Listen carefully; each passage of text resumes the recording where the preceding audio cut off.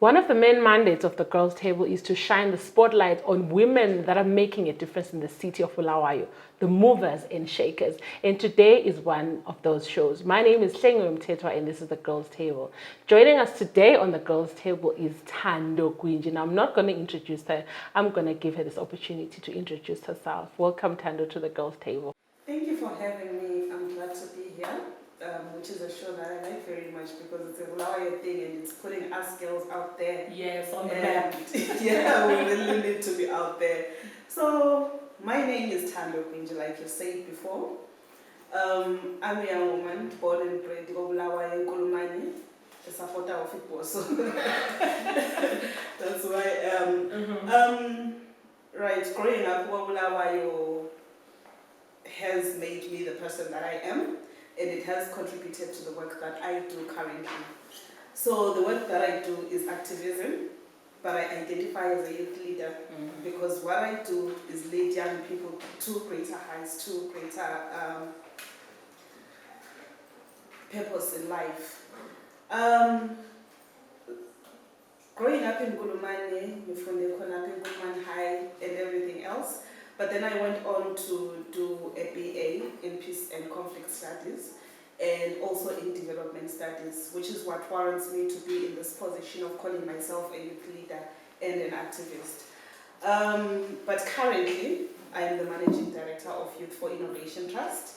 And I also have a lot of other jackets that I wear in different spaces in activism. So one of those jackets that I wear, I'm also the National Coordinator of Activista Zimbabwe, which is a movement of young activists across the world. And we recently established it in Zimbabwe a few years back. And I'm currently the reigning elected National Coordinator. But besides that, I have other roles that I play as well in Africa. Like I'm the former country coordinator of the Network of African Youth for Development, and I'm also part of the Development Effectiveness Network, which is in line with global effectiveness and with the Sustainable Development Goals. So as young people, we have to be part of those conversations. So I try to make sure that young people in Bulawayo, in Zimbabwe, are actually represented and they have a voice in the international space. Hence this global effectiveness and development effectiveness agenda that we are pushing, which is also the same thing being done at Activista Zimbabwe. But here at home, Youth for Innovation Trust is where you find me. I'm currently the Managing Director there. But besides that, I'm also at school. I'm doing my Master's in Applied Conflict Transformation. So if you ask who I am, I'm a peace practitioner. Above everything else, I want to make sure that young people live their lives to their fullest, and then living their lives to their fullest, it means that they have to be at peace with themselves, and we have to be living in an environment that is at peace with itself. All right, that's quite the many jackets that you're wearing there. So when I was growing up, I remember I wanted to be an air hostess. Like I was just going to fly all over the world. So have you always known that you want to be a youth leader, that you want to be an activist? You said you're a peace practitioner. Has that always been the goal from the word go, or there's something that motivated you along the way to say, no, this is the path that I want to take? In a way, it has always been, not that I say it in a way, I've always been that kind of young person who has always wanted to,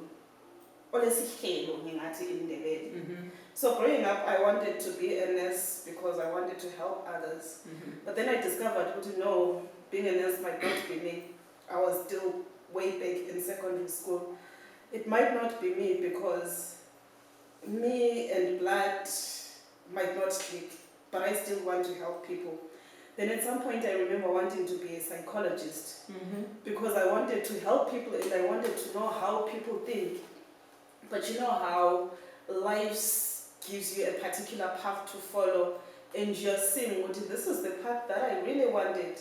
I'm still helping people, I'm still giving back to my community, I'm still understanding how things work in different sectors of life. And I'm still understanding the human mind and how it's operating within different situations that it faces.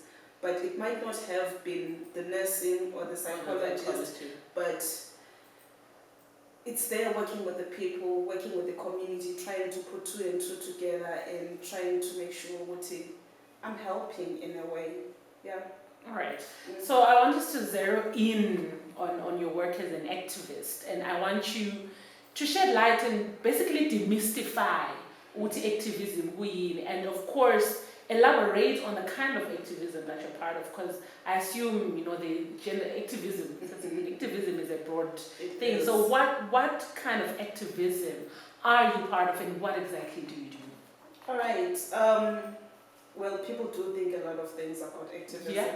Particularly if you see that one activist and you align their behavior to all activists that are around. So it becomes blurry.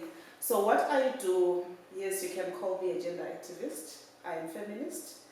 I want to make We'll come back to feminism. Yeah, but continue.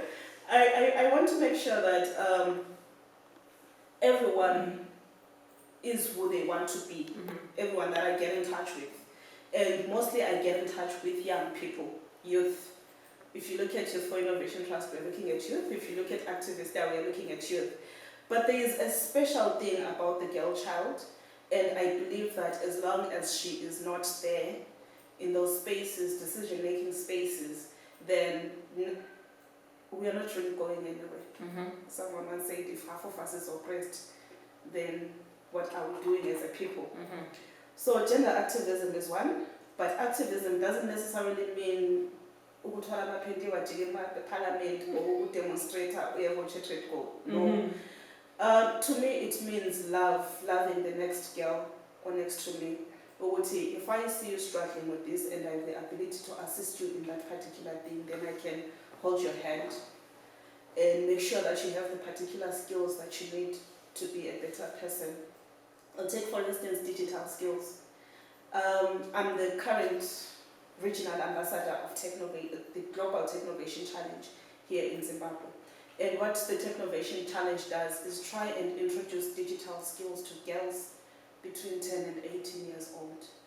So that's gender activism in a way, because girls have not been there in the field of technology. If you won't take it to a girl child, you take it to that guy or say busy. And you wouldn't trust to take it to a girl child. You're like, It's like this at the time when and then got to a lady, a driver on the feet. I was like, I'll catch the next one, because somehow as women we don't trust each other to do what needs to be done. True, but we have the ability to do the things that need to be done. So at some point I was also fixing computers. Well, my other passion is the digital world, it's ICTs. So I was the only young lady or complex corner, and every other young lady that you would see is either a secretary or a receptionist, but the technicians, Baluchwan. This is some complex, and I'm a technology company in Harare. So, and I'm like, this has to change. So in it changing, it demands a systematic approach, which is something that I push more often.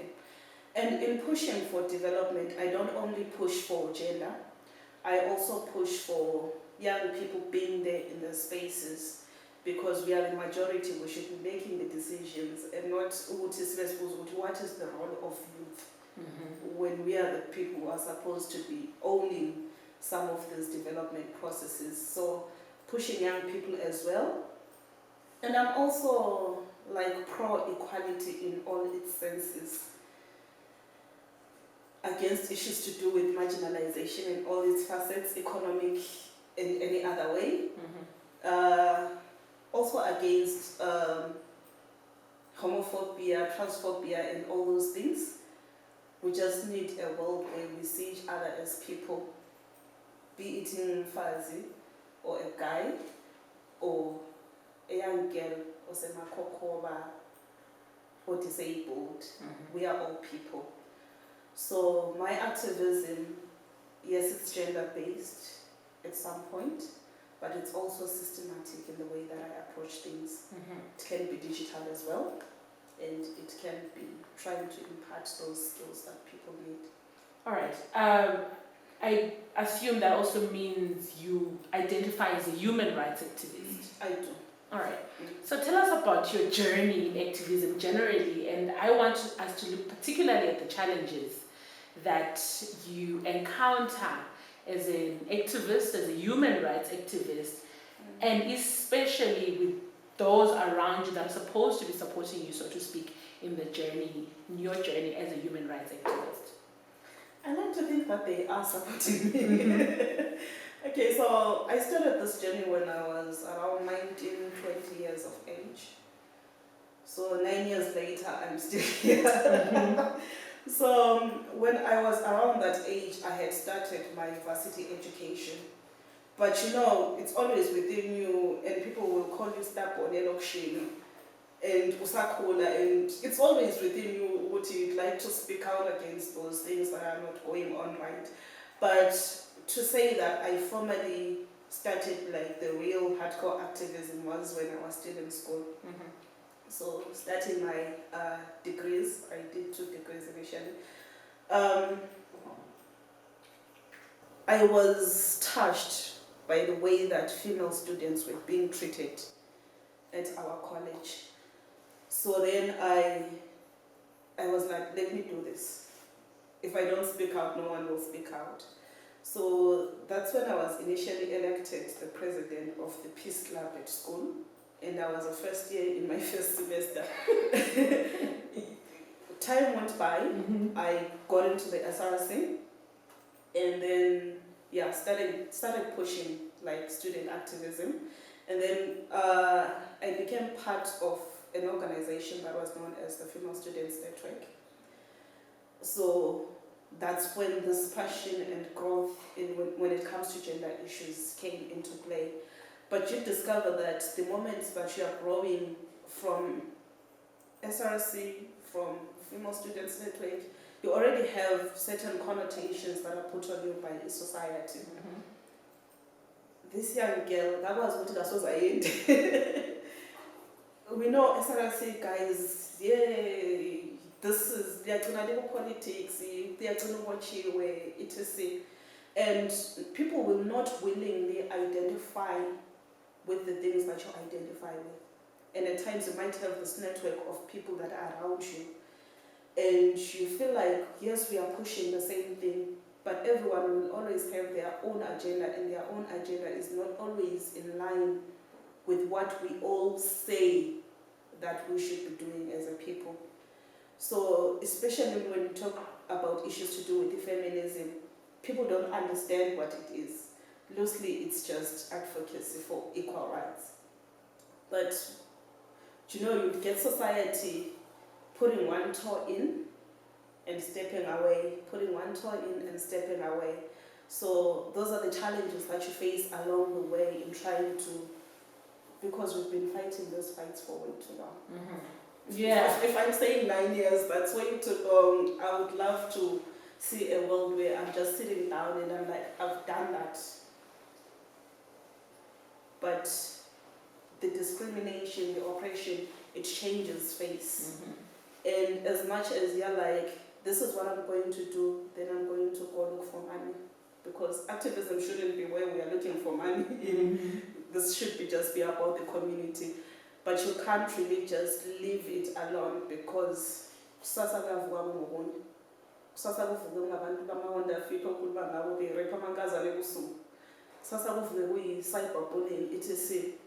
So it piles and piles and piles and piles, and it's still the same people that you are working with, Kobulawai, who are still doing that as much as we are making noise. Mm-hmm. So those are some of the challenges that you face. Uguti, you can only change a person's mind to not really change, but change their perceptions to a certain extent, but they have to take a step also and meet you halfway and trying to seek to grow as individuals. And the environment has to be allowing. But the moment that the environment changes, the person also changes, and they don't take those lessons in line. but also talking about challenges and the environment. Automatically, you feel like you're a fugitive when you identify as an activist. You feel like you should be running away from CIOs or something, which is not supposed to be the case. Which is not supposed to be the case. And yeah, that's the major challenge, if I may say. The environment has to be allowing, people have to speak out, we have to meet each other halfway. Yeah. All right, I mean, men aside, let's talk about the women around you, or the women that you work with, and whether or not they are rising up to the occasion, or do you see a change happening when it comes to the empowerment and the emancipation of women? I mean, I've got to a point where I was saying I'm being a feminist for myself, because I'm out here saying girls are sending ganji, and then once the time comes for us to take a step forward, people, they start stepping and they're like, so do you think a change is happening when it comes to the emancipation and the empowerment of women? I mean, women have been attributed as the drivers of the Sudan uprising that we've been looking at for the past few months. So what are your comments on that, and what is the state of our women? Let's talk about Bulawayo. Let's not even talk Zimbabwe. Let's just bring it closer home. Are we a switch tone? Are we changing? Are we accepting our role, the role that we need to play in terms of decision making and just making things happen in our community? Okay, I'll comment briefly on the Sudan uprising because it's in line with my previous comment before I get to the women in Bulawayo. So what happened in Sudan today, the president stepping down, I don't think it's the way that things should be done. So this is something that we've been preaching, and at Activist we've been preaching for African Charter on Democracy, Elections and Governance. And it went directly the opposite direction. Okay, we agree that women were crying out, the demonstrations that were there, the final push that was there. It's the people speaking out, but if people speak out, it doesn't mean that actions should be harsh that follow people speaking out. We really need to go back to constitutionalism and actually following what our African documents that we have crafted as Africans, what they say. Yeah, so when it comes to women in Bulawayo and how I see a change. I see a change. Mina, I'm one person who was always saying, Mina, ipule Down syndrome, and I think I'm I have an army of strong women around me. An army of strong women around me. I know, yes, here and there, we might have differences as people, but women have each other's back. And women have been told for too long, they pull it down, they don't have each other's backs, and they think they don't, but we actually do have each other's backs.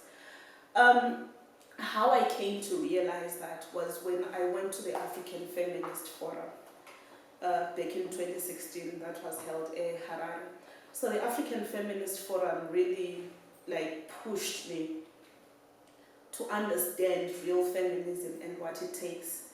It's actually more than just me giving you a car, a house, or this, or gifts, or whatever. But it's just holding your hand and saying, I'm here for you, and giving that listening ear when someone needs to be listened to. So, yeah. But we are not really where we are supposed to be, as much as we can say Thando has so and so who are pushing her to do these particular things. Because if I look at the young girl, Ose Pumula, Ongena Goye Town, Lalwano Secretary Park, and all those other western suburbs, we still need to push harder. We still need to push harder. We still need to build each other and not circulate videos ngasebejontile. Sizibuza ukuthi kathi vele bajontheleni singabancedisa njani before we circulate those videos online. Right. Yeah. So, what can we as women in Zimbabwe learn from the women in Sudan in relationship to apathy, intimidation, strength, fear, and so forth? What lessons can we draw from the women in Sudan? The women in Sudan really did the most. They did the most. Something that we as women in Zimbabwe, sesakuthatha sathi izinto zabo woza leziya. Yeah. And you're like, no, it's almost with every Zimbabwean, regardless of them being male or female. You would want to speak out. But it's time for, like Sudan, they sacrificed. 100 days is not a joke. They really sacrificed when it comes to not eating for those 100 days as we are protesting, so be it. If it comes to being arrested, etc., let's do that. But also, I would encourage women in Zimbabwe to take advantage of the constitution as right. You know, it awards us so many rights. It awards us so many rights, but it needs us to be pushing. And recently, I've been actually researching more about women in politics. Abako. And I've heard there is a push for increasing the quota system from 2023 increase in quota system. We still don't believe in women. Even the quota system is we should find that nature why were people really not believing in women in politics. Because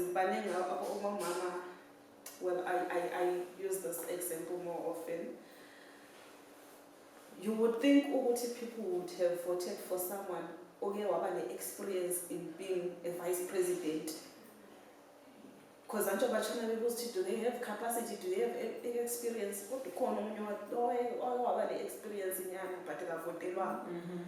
Of course, yes, we realize we vote along party lines.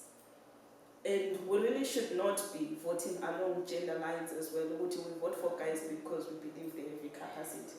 Or we vote for women because we believe they are women. But we should see a leader as a leader. We should see a leader as a leader and award everyone an equal chance to be there. All right.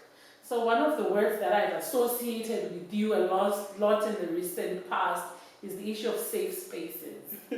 So tell us a little bit more about what are you talking about when you say safe spaces, and looking at our history and our current situation. Is it possible to create safe spaces for women? Okay.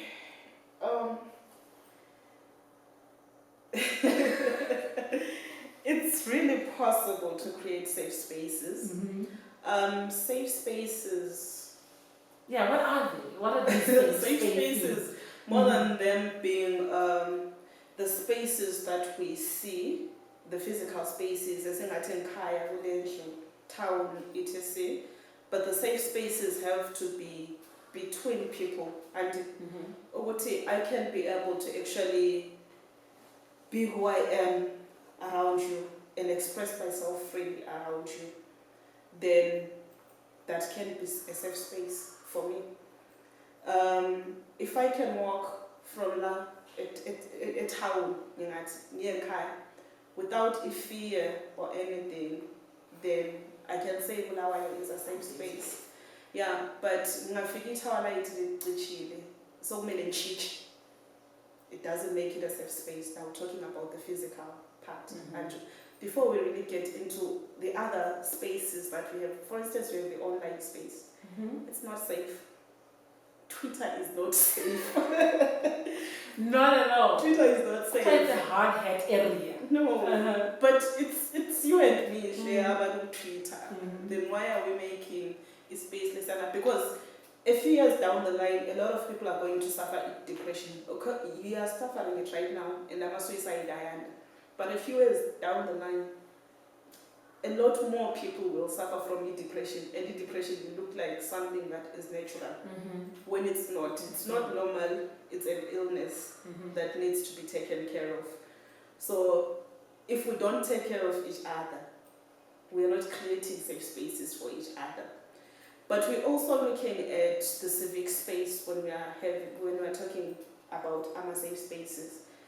Are we free to air out our views either way? Are we free to go there and demonstrate as it is awarded by our constitution? Are we free to have these civil society organizations or so enemies? And yeah, are we free to go into politics? As I was talking about earlier on, you'd find out that politics is not really a safe space for women. Mm-hmm. It's very hardcore, it's very violent, but we associate violence, the masculinity. If you are in there, you should.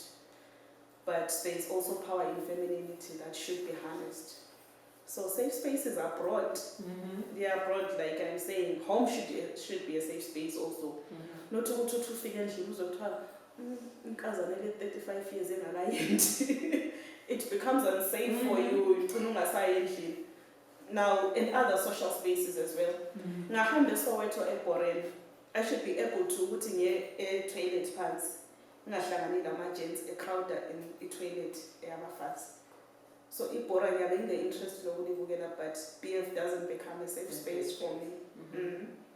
And even le bar uzingelele ufuna ukuya nathi beer yakho eyi-1, but people will be like, unkazana lo, and there will be a lot of things going on in their minds, and it becomes unsafe for you. Mm-hmm. Yeah, so safe spaces are broad, and the more we have conversations about them, because you don't know what the space is unsafe for me, because we haven't had conversations around that yet. So the more we have conversations around that, and we tell each other, hi guys, and if you're treating me this way, this doesn't become a safe space for me. And it becomes said, my safe space for you, so a space where you are not really, where you're supposed to grow, but you're not really growing. Mm-hmm. What kind of a leader are you? How would you describe yourself as a leader? I'm definitely not authoritative. Mm-hmm. Okay, that's a difficult one. That's a very difficult one. But I'll tell you the leader that I want to be. Before we get to that. Yeah. What kind of a leader are you now? I think I am the person that I want to be, mm-hmm. even if mm-hmm. So I want to be that kind of leader that at the end of me achieving certain goals, and I'm like, that's it. Mm-hmm. I become irrelevant. I want to be that kind of person that becomes irrelevant in someone's life. If I am here and I'm telling you about, let's say for instance, the digital space, I actually exhaust all the knowledge that I have, all the experiences that I've had, and you don't need me anymore. Mm-hmm. So I want to become that kind of leader where whoever walks through the path in which I am leading, they can actually lead also as well. Right. So the reason why I'm asking you about your kind of leadership personality is because women have been accused of all sorts of leadership. You know, they are bossy, they are cold, they don't want to bring other women out with them, like they want to be at the top order so they can say it's lonely at the top, we all have the same 24 hours. Do you agree with those kind of sentiments when it comes to the leadership of women, also looking at other female leaders in our community? That has happened before, mm-hmm. but I'm happy to say I'm not that kind of person. Mm-hmm. Like 70% of people in our organization are female. I've seen leaders who have actually had very great platforms, but women are not getting there. And I'm just asking myself, what's your done? And then putting the next person to also realize this is the path that they can take. At times with women, it's beyond just because female leaders like to be task-oriented mm-hmm. more than relationship-oriented. So if you're going to pull a young girl up, you would need to consider your relationship with them, because you become more than just their boss. You are now their friend, companion, counselor. I counsel a lot. Mm-hmm. I counsel a lot. So my office is that free space where someone, I know what I would have given you the task to do A, B, C, D, but I know what you can't do that task. Your boyfriend or all those other things, which are things that people usually don't really take note of, but they affect the upbringing of young girls a lot. So you have to take time to listen. You have to take time to hold her hand as she also grows. And it doesn't have to be 1,000 people, or I groomed 1,000 people, no. Just that one or two, if they are following your footsteps, they are also likely to groom one or two. And those one or two groom the other one or two. And it becomes that kind of system that we have in our society. But yeah, being task-oriented of female leaders is also because city are capable. And so they have to prove themselves. And in proving themselves, they have to do it twice as harder than their male counterparts. So they have to make sure the task is done. But also, let's change the way that things are being done. So you are very well traveled as a leader, and you have interacted with so many people from other countries and maybe other continents.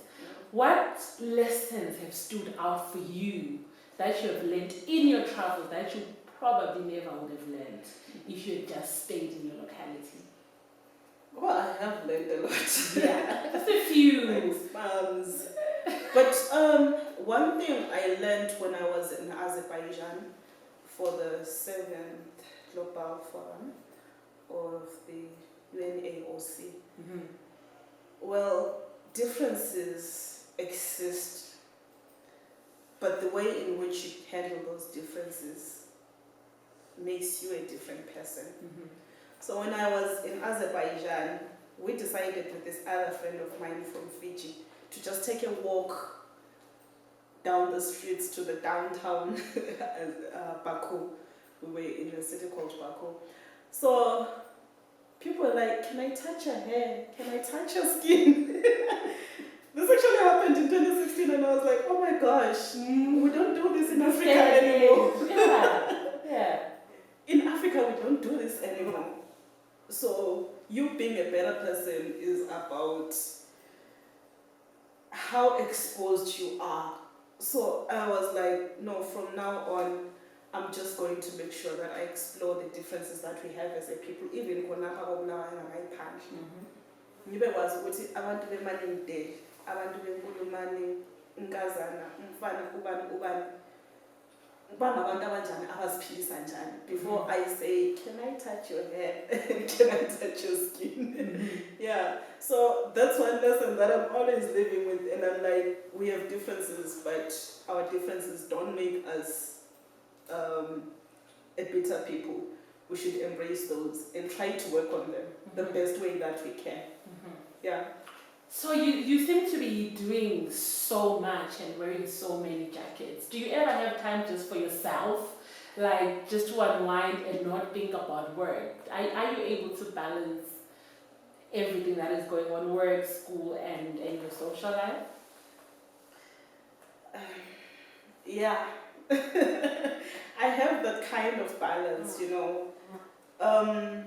But the moment that people talk about your social life, they expect you to be going to my funeral,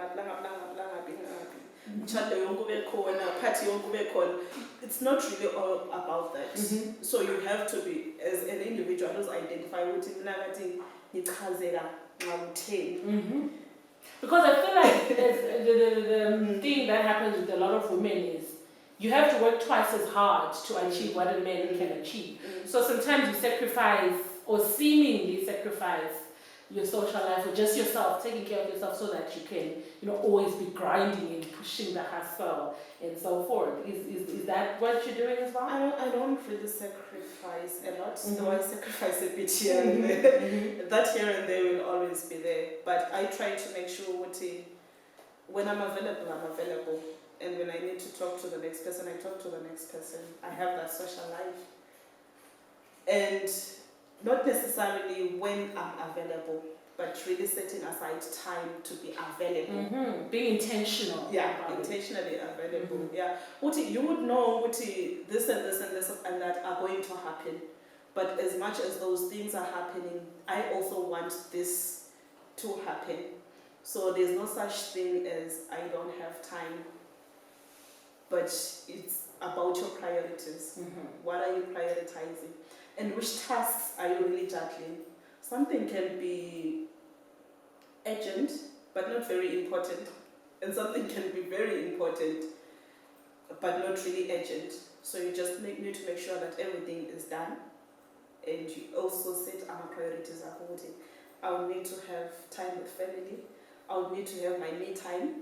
And even if my me time means sitting and meditating, or it means going out, etc. Yeah, just prioritizing.